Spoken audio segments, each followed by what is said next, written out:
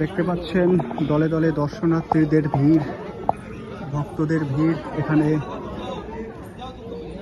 রয়েছে। সামনের দিকটাই গেলে আরো ভালো করে আমরা সেই দৃশ্য দেখাতে পারি।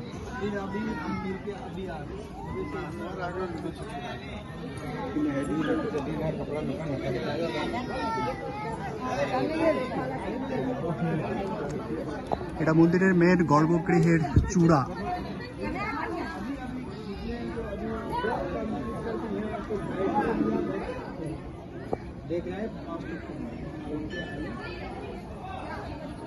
আমি বাঁ দিক থেকে একটু দেখানোর চেষ্টা করব আপনাদেরকে।